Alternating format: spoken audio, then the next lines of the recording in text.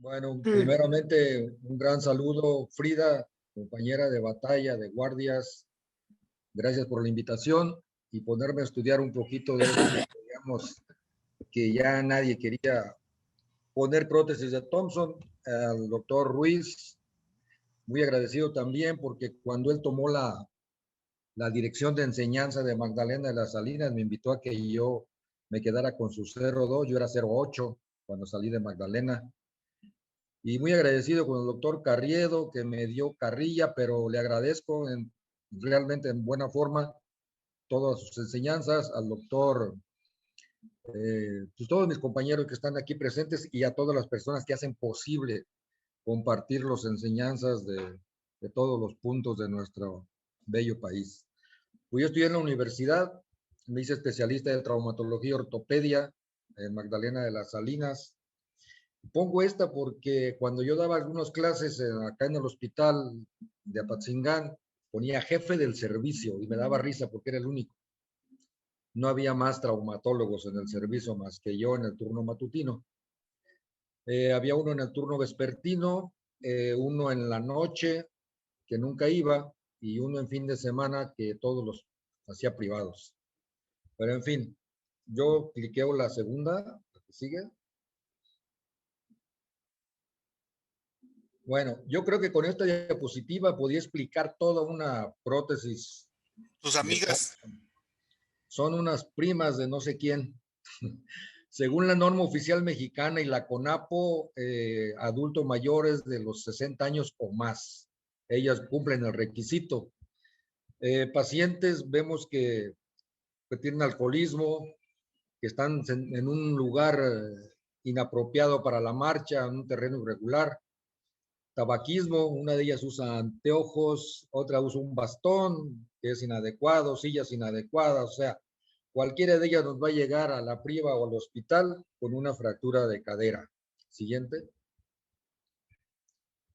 La pregunta es si está vigente la artroplastía de fricción directa o hemiartroplastía de Thompson. Y bueno, no sé si la falla es cómo cuando se indica mal a un paciente y no el implante. Siguiente. La historia es interesante. Yo creo que una de las carreras más intensas en la historia es el armamento ortopédico, la cirugía de cadera. Todos los intentos por sustituir uno o ambos componentes de la cadera por elementos artificiales. Han sido muchos los materiales que se han utilizado en la historia, algunos con mayor, otros con menor éxito. Siguiente. La hemiartroplastía de interposición es un boom el encontrar en el siglo XX por encontrar el material idóneo para reponer las partes dañadas de la cadera. Materiales biológicos e inorgánicos para colocar de interposición. Y lo interesante en la siguiente, cómo Verniolle en 1860 utilizaba grasa, peritoneo para dañada del lograr mejorar la vida de ambulatoria de un paciente. Murphy en 1902 utiliza músculos rotados con irrigación para a ver si esto funcionaba. Lowell en 1913 utiliza piel como artroplastía de interposición y da un pequeño brinco. Robert Jones en 1912 coloca algunas placas de oro sobre la cabeza para tratar de mitigar el dolor. Beer, Putty y Campbell regresan a la idea original de Verniolle o Murphy y pues se pierde un tiempo valioso ahí porque el final de todo esto era dolor y rigidez articular. Siguiente. El primer gran salto que yo encuentro en tratar de proteger la cabeza femoral y disminuir el dolor y ganar movilidad del paciente es con el Smith-Petersen en 1931. Utilizó primero una hemisfera de vidrio y se rompía muy rápido, después de celulosa, y eso producía muchísimo dolor, inflamación a muy temprano periodo de haberla colocado hasta que logra él encontrar el Vitalium y que finalmente él no vio su gran aporte científico, sino fue McBeer, creo que así se pronuncia, después de la muerte de Smith Peterson, que presenta 300 casos con excelentes resultados ya con Vitalium. Siguiente. Después vienen Judet, los hermanos Judet, copian un poquito la idea de Smith Peterson con cabezas de polietileno, no, de metilmetacrilato, y le agregan un componente al cuello, tratando de mejorar la estabilidad y alargar pues el tiempo de vida de la prótesis. Siguiente.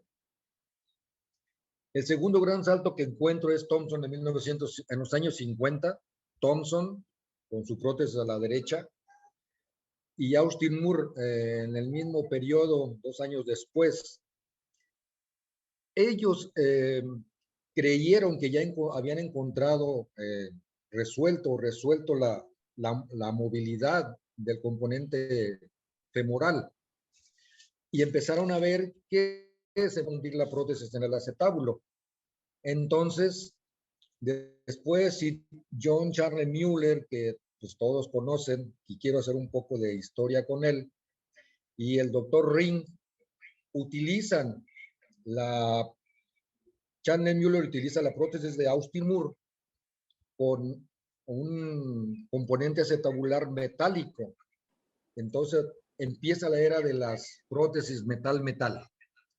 Después, la siguiente Ring utiliza también la Austin Moore. La siguiente, por favor. A la derecha, utiliza su prótesis con un anillo también metal-metal con un solo, sin cemento, todavía no venía la era del cemento. Y también para la prótesis total y disminuir el dolor acetabular con un solo pin. Y acá otro investigador con la prótesis de Thompson utiliza un componente también metálico con múltiples pines. El señor Charles Mueller utiliza teflón y él empieza la era de la artroplastía total de cadera, que a mí me parece pues un genio porque pues aún se aflojaba el componente acetabular, se aflojaba el componente femoral. Inicia él con la idea de una prótesis total de 3 componentes, que sería el metilmetacrilato o el cemento, componente acetabular y un componente único femoral. Le hace muchas modificaciones a la prótesis de Austin Moore y sigue con su diseño de la artroplastía total de cadera con su prótesis Charles Mueller bananera, que bueno, no es el caso, pero me gustó investigar esto porque creo que la madre de todas las prótesis que hay hasta la fecha llegaron de estas ideas de la Austin Moore y de la prótesis de Thompson. Siguiente. Y como dijo Charles Mueller, es una frase célebre, ya pudimos resolver un problema de cadera, pero se nos inicia otro, ¿no? A veces con mayor dificultad técnica. Siguiente. Y aquí está el padre de la prótesis de Thompson, Frederick Reck Thompson, con su prótesis de Vitalio, y es la que nos llama pues en cuestión hoy, que después del advenimiento del metilmetacrilato, pues esta prótesis se colocó durante mucho tiempo. Cuando yo estuve en Magdalena de las Salinas, se colocó mucho tiempo la prótesis de Thompson, los grandes maestros, Macosay y como otros que después vamos a ver más adelante, colocábamos esa prótesis de Thompson. Ahí nunca había una prótesis de Thompson cuello largo, todas eran cuello corto. Y en la actualidad, pues en México yo creo que hay muchos gente que vende este producto y hay muchas casas comerciales y otros que las fabrican en México. Y he visto múltiples cambios en las prótesis que no los tengo a vista, pero a veces los vástagos son más cortos, más anchos o más delgados, pero todos siguen con la misma idea de la cabeza femoral hemisférica que fricciona directamente sobre el acetábulo, que está directamente adosado a un collarete que debe descansar precisamente en el cálcar para darnos soporte prácticamente inmediato. Siguiente. Bueno, prótesis Thompson tiene su estudio realmente biomecánico con su eje cérvico diaficiario 135 grados.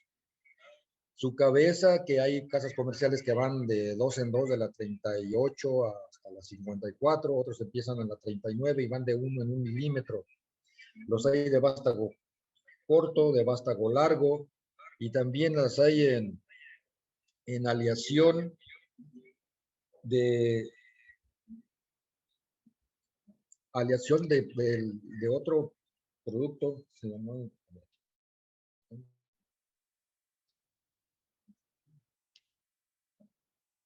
bueno, las de cuello largo yo no las he visto, pero bueno, la literatura sí, siguen las mismas características de las cabezas y lo largo son hasta 119 milímetros, o sea, casi 20 centímetros de largo.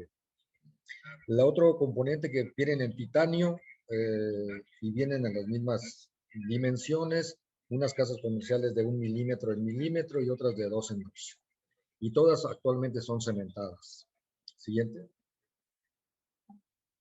Bueno, las fracturas de cadera es un problema de salud pública en México, igual que es una verdadera invasión de los casas OXXO a nivel nacional. Aquí en Apatzingán es una ciudad pequeña y aproximadamente hay 18 OXXOs, ya casi se compiten uno con otro en 2 cuadras. Entonces, ¿no son tuyos? La que sigue, por favor. Bueno, los 4 fantásticos. La que sigue. ¿Qué tienen que ver ellos con un rey? Pues bueno, todos tienen una cadera. Y aunque sea rey, te puedes fracturar una cadera. Yo creo que de esto saben mucho los caderólogos. Fue muy mencionada esta fractura del rey Juan Carlos. Precisamente cazando este ejemplar se fractura la cadera y no sé cuántas cirugías ha tenido en la cadera. La siguiente.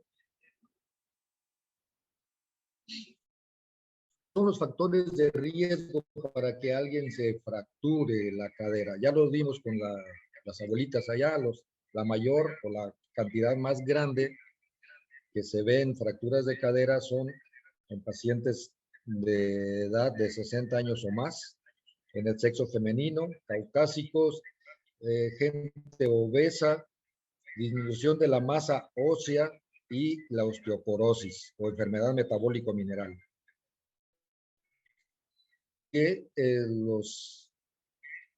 La siguiente, por favor. Los factores extrínsecos, que son caídas, y son caídas banales, son caídas de la taza del sanitario, son caídas de la silla del comedor, caídas de la cama, personas que usan calzado inadecuado, a veces llegan con una chancla de esas de mete pata de gallo y otras en una bota, así nos han llegado al hospital. No uso de soportes ortopédicos adecuados, escaleras sin pasamanos, baños y sanitarios sin sujetadores. Y como vimos, el alcoholismo y el tabaquismo son factores extrínsecos para una fractura de cadera. Siguiente. Algunas enfermedades asociadas como las neurológicas, Parkinson, epilepsia, metabólicas, como la diabetes mellitus, con una hipoglicemia pueden caer al piso. Trastornos de la visión, obviamente que no ven los objetos en el piso, no objetos que hay desniveles en el piso y eso provoca una caída. O sea, son caídas banales de la propia altura. Las enfermedades crónico-degenerativas, marcosis de la cadera puede provocar una caída y producir una fractura de cadera. Y los terrenos periopatológicos, ya sean tumores o pérdidas por alguna radiación en cadera. Siguiente.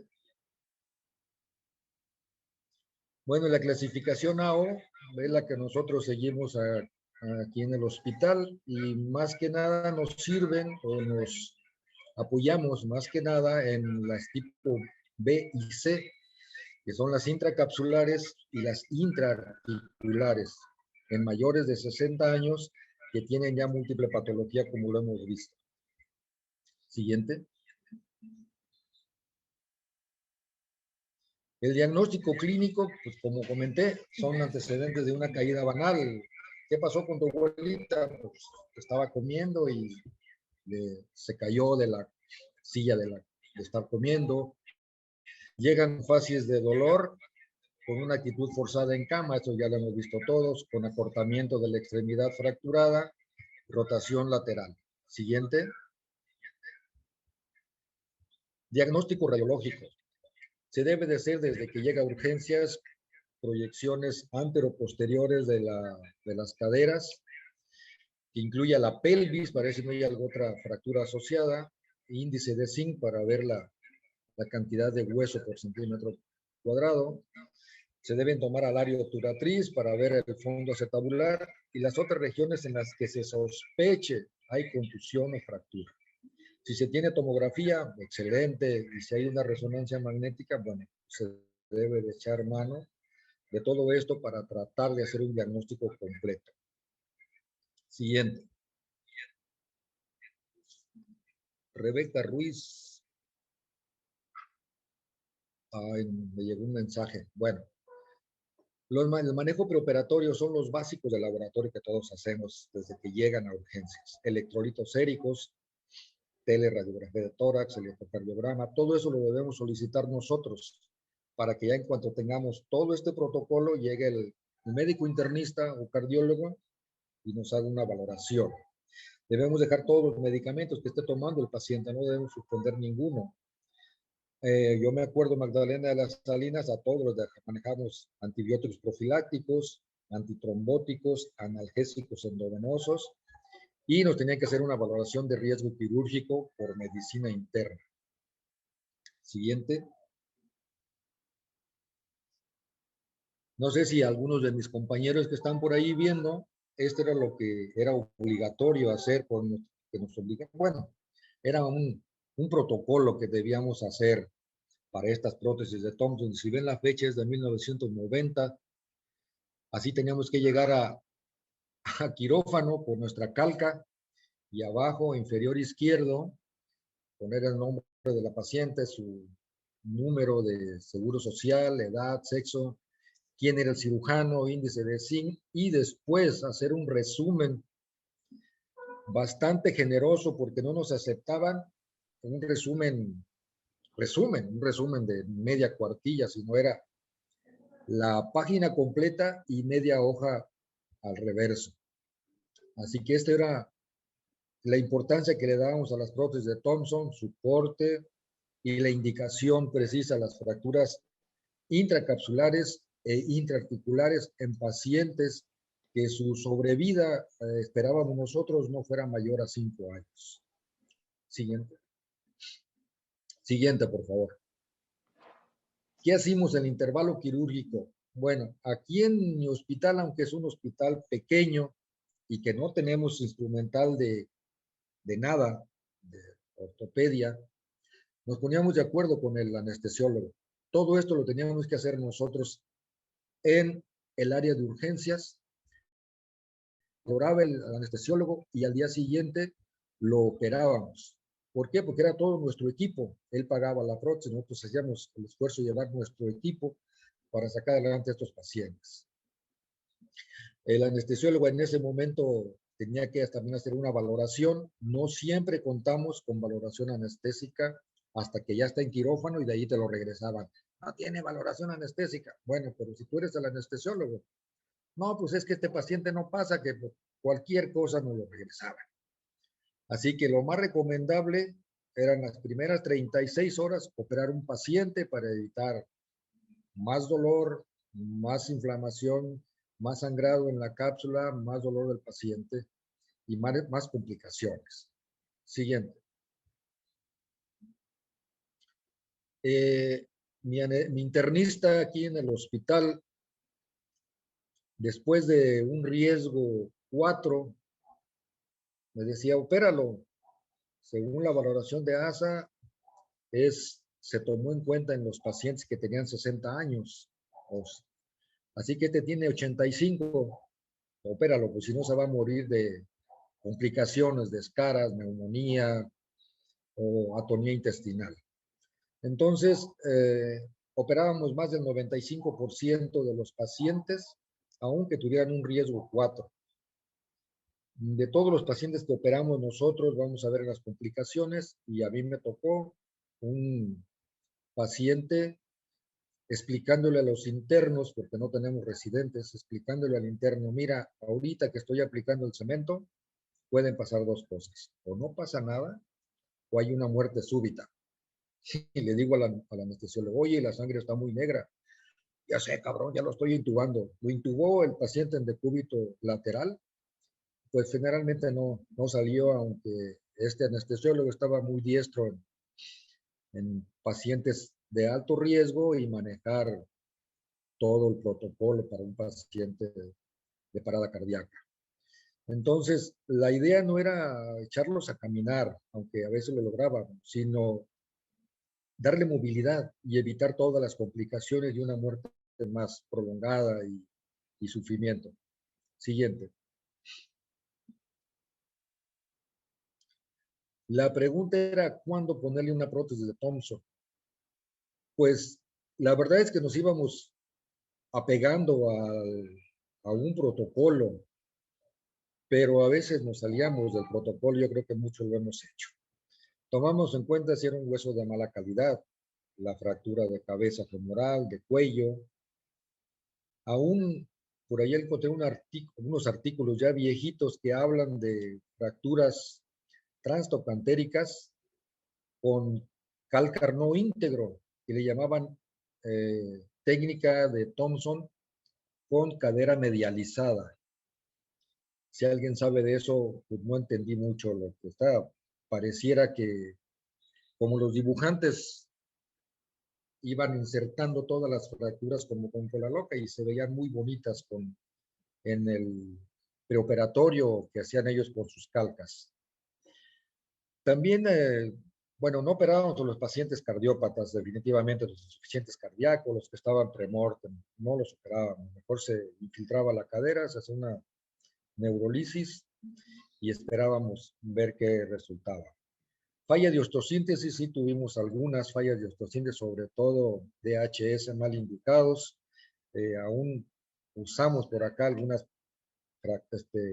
placas anguladas y fallaba la osteosíntesis y entonces ahí poníamos una prótesis cementada. A veces teníamos que poner algunos cerclajes. Y todos eran pacientes que pensábamos que iba a tener una sobrevida, consultaban con el internista y pues todos eran menor a 5 años. Siguiente. Esta es una fractura basicervical, utilizamos una prótesis de Thompson cementada. Siguiente. Esta aquí falló una placa angulada, así nos llegó de otro hospital. Y decidimos probar, no pudimos conseguir una prótesis de Thompson de vástago largo, conseguimos una Austin Moore de fricción directa de vástago largo. Siguiente. Pudimos resolver esa cadera, el paciente deambuló, aunque el cálcar no está ahí muy claro, pero sin embargo espero que está bien bloqueada distal, y con el paciente lo perdimos a los 2 años porque era de Guerrero. Siguiente. Esta es una fractura en una paciente joven, que es la única indicación que hemos puesto acá en nuestro hospital. Es una paciente epiléptica con un coeficiente intelectual muy empobrecido, no obedecía órdenes, hija de una familia muy adinerada de Uruapan. Tenía una persona nada más para que la cuidara. Por las características de la paciente y la fractura, decidimos, siguiente, colocar una prótesis de fricción directa, sin cemento, y tratando de agarrar el trocánter mayor ahí a la asa de la prótesis. Y efectivamente, al tercer día que pasé a visita, yo de Apatzingán allá hago 45 minutos, al tercer día que la fui a ver, la paciente estaba caminando en la puerta de afuera queriéndose salir a la calle. Y pues también le perdimos la pista a los 2 años. En 2 años no hubo luxación de cadera, no hubo infección y pues empezó a caminar muy bien. Y además la pagaron muy bien esa prótesis. Siguiente.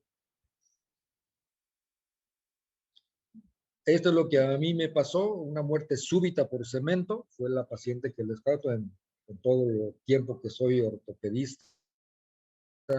Una muerte súbita. Infecciones, pues varias infecciones del 0.5%.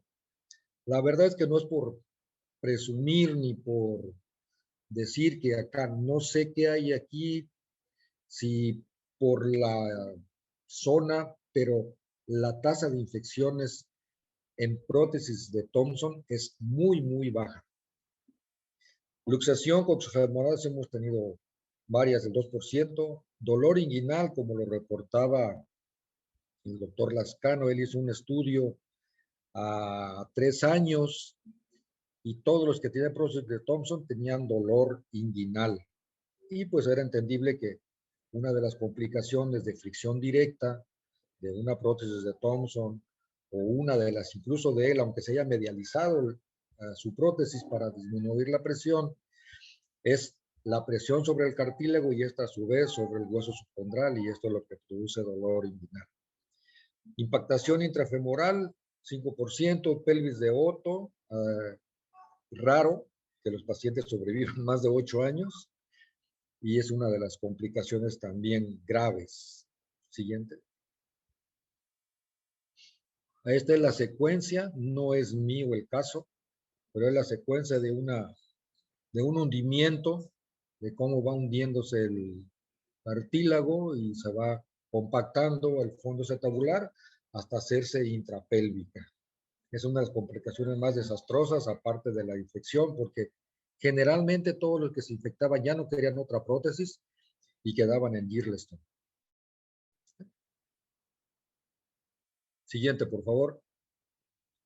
Resultados, es lo que pensamos un poquito y aparte de que leímos en la literatura. Son las fracturas que desde que antes que se desarrollaran las prótesis, decían las enfermedades mortales de las fracturas de cadera. Por el alta tasa de complicaciones y la gran mortalidad elevada pues de estos pacientes. Aún operados o no operados de cadera mayores de 60 años con múltiple patología, disminuye la capacidad funcional y la pérdida de la calidad de vida. Siguiente.